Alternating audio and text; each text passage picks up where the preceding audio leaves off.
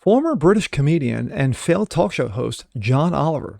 Yeah, remember him? Is he still a thing? Talks about trans facts, gets debunked, and roasted. I'm Jazz Borganzo, and this is What's Next.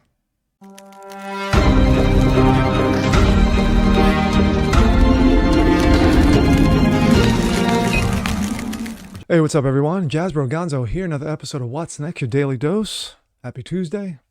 Hope you guys are enjoying. Today, that is. John Oliver.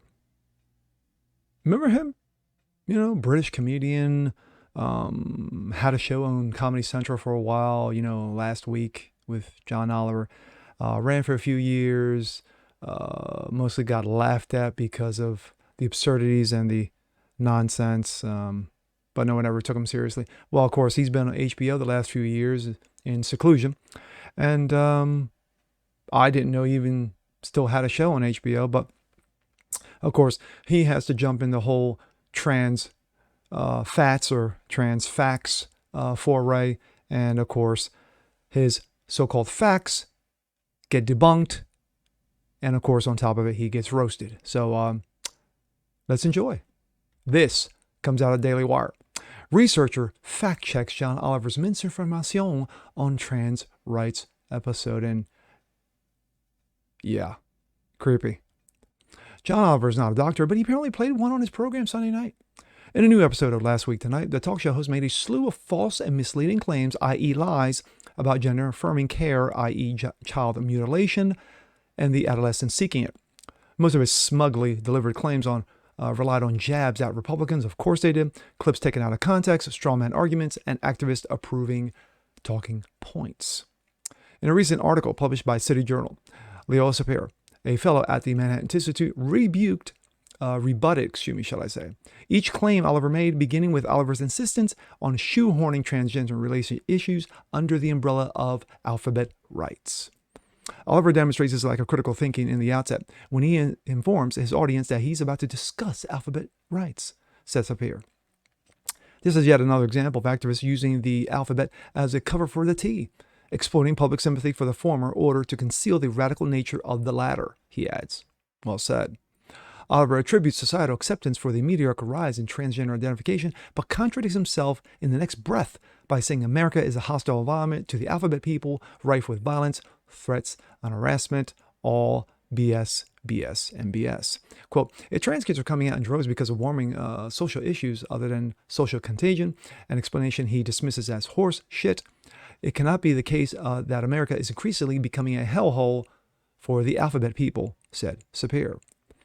Oliver insistently frames the criticism, of transgender-related issues as a right-wing overreaction.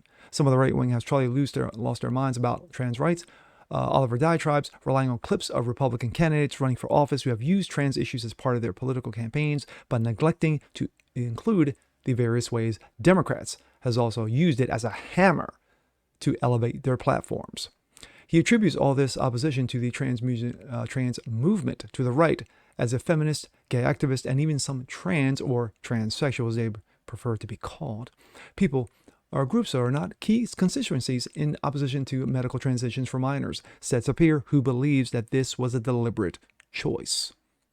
Quote, this framing is clearly intended to persuade moderates and liberals that they are safe in supporting gender-affirming care, i.e. child mutilation, because those people opposed to it, never anyone with secular progressive values, he adds. In what may have been an attempt at humor, Oliver dismisses the social contagion hypothesis as a total horse bleep. The social contagion theory posits that peer influence and may contribute to trans identification, especially in extraordinary high rates of teenage girls in recent years seeking transition. Yes, social quote-unquote norms or peer pressure, as it used to be called. Oliver's dismissal or social contagion, which is to be sure remains a working theory, is highly irresponsible and disingenuous, Sapir said. Scholars with years of experience treating and doing research on minors with gender dysphoria, yes, it is actually a thing, has observed a dramatic increase in sheer number of teens showing up for transition in their sex ratios, age on onset conditions, high rates of mental health problems, alongside gender distress, he added. Oliver makes an appeal to authority by citing the medical institutions as they caved to the trans madness. American medical organizations such as the American Academy of Pediatrics have gotten the science wrong in the past. There's no reason to assume that this cannot happen again, said Sapir. Another major revelation missing from Oliver's bit is any mention of progressive countries such as Sweden or Finland that have changed the course in treating adolescents with gender dysphoria in favor of a more cautious approach. Oliver never once mentions Sweden or Finland, or the systematic reviews of evidence that have led to the health authorities to place severe restrictions on hormones, Sapir said. Oliver narrows his focus to gender-affirming care, i.e. child mutilation, the model adopted by pediatric gender clinics across the country that discourage medical professionals from questioning a minor's self-reported transgender identity or exploring the possibilities of underlying factors that may be causing their dysphoria. Oliver makes a very misleading claim that social transition using a child's preferred name and pronouns is totally harmless, Sapir said.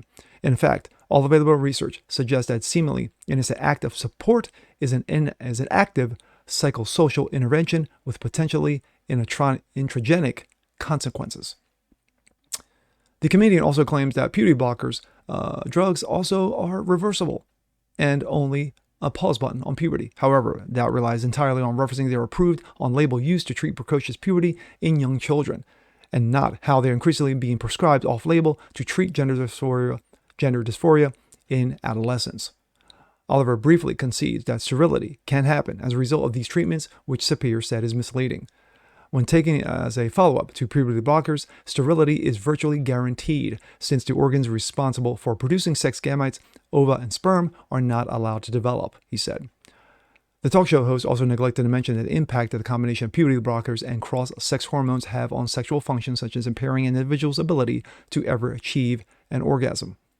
Quote, transgender surgeon Dr. Marcy Bowers infamously conceded that that of the 2,000 or so people that she has operated on, 2,000, none have been able to achieve sexual satisfaction, said Sapir.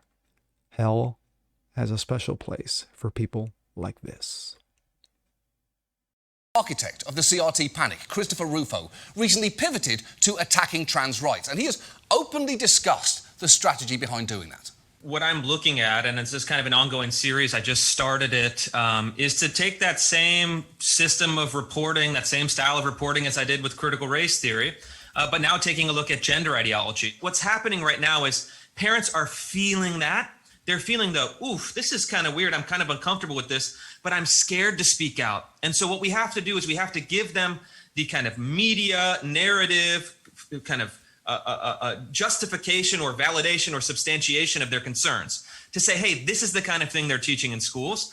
And then we have to give them the language where they can speak about it with confidence, they can speak about it directly, and they can speak about it with the requisite level of aggressiveness that it's going to take to say, hey, wait a minute, we have to stop this. Yeah, he's basically giving people a script to repeat. And so what? No, John. Christopher Rufo does what he does to give a voice to the voiceless, to give a voice to those parents and concerned citizens around the country who can't put into words in regards to how disgusted they are regarding critical racist theory and, of course, now tranny madness.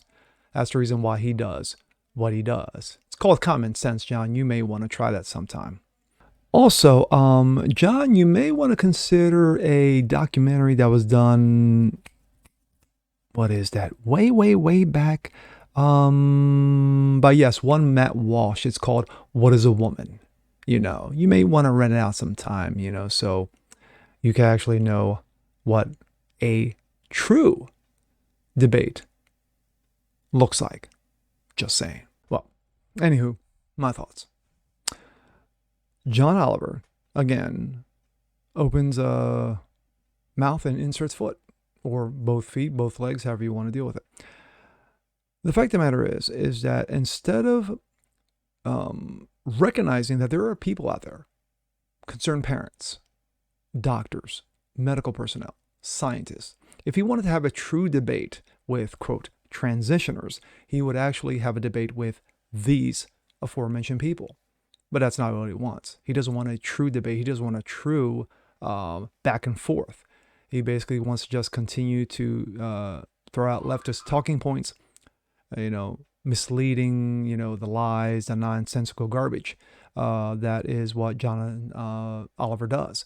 And sadly, that is the bubble that he lives in, along with those like the Jimmy Fallons and the Jimmy Kimmels, who used to be comedians at one time, have now become political hacks, and they're not very good at that.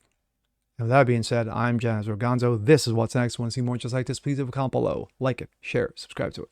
And we'll catch you guys next time. Peace.